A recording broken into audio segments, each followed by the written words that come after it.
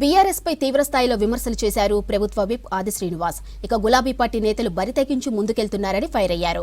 కలెక్టర్పై కేటీఆర్ చేసిన వ్యాఖ్యలకు క్షమాపణలు చెప్పాలని డిమాండ్ చేశారు. సోషల్ మీడియాలో అనవసరంగా తప్పుడు ప్రచారం చేస్తున్నారని మండిపడ్డారు. ఇక బీఆర్ఎస్ ఐపీఎస్ అధికారులకు మా ప్రభుత్వం అండగా ఉంటుందన్నారు. రాజన్న సిరిసిల్ల జిల్లా కేంద్రంలో సిరిసిల్ల నియోజకవర్గ కార్యకర్తలను కలిశారు విప్ ఆది శ్రీనివాస్.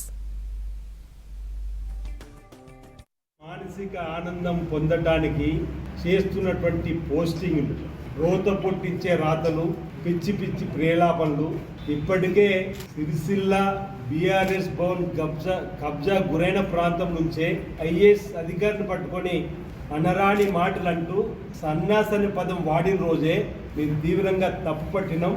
ఏ విధంగా ఇంకా పిచ్చి పిచ్చి ప్రేలాపతో ముందుకు పోతుండడం నిరసనం ఈ 2 రోజులుగా సోషల్ మీడియాలో ప్రధానంగా బీఆర్ఎస్ పార్టీ ద్వారా నడపబడుతున్నటువంటి దుబాయ్ కేంద్రంగా నుంచి నడపబడుతున్నటువంటి కొన్ని సోషల్ మీడియాల ద్వారా ఈరోజు రాజన్న సిరిసిల్ల జిల్లా కలెక్టర్ గారు చట్టాన్ని సంరక్షిస్తూ నేను ముందుగా 1000 ఎకరాలు అనుకున్నాం, మా రెవెన్యూ శాఖ మాచులు 2000 వరకు ఉంటుందని చెప్పనుకున్నాం.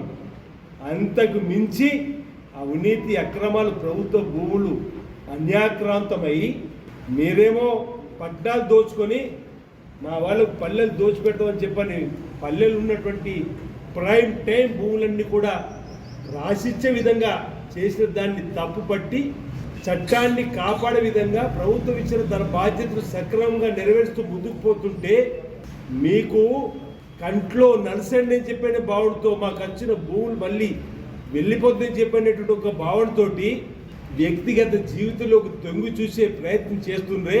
ఇంతకంటే నీచమైన సంస్కృతి మరొకటి ఉంటుందని నన్ను అడుగుతా ఉన్నాను. టెలిఫోన్ ట్యాపింగ్ రోజు కూడా మేము అడిగినాం.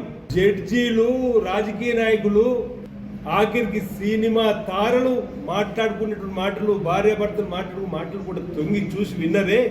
ఇదేనా మీ సంస్కృతి అని చెప్పండి. మానసిక ఆనందం కోసం పిచ్చి పిచ్చి ప్రేలాపనలు వినే విసిగి వేసారి కాంగ్రెస్ ప్రభుత్వానికి అవకాశం ఇచ్చింది.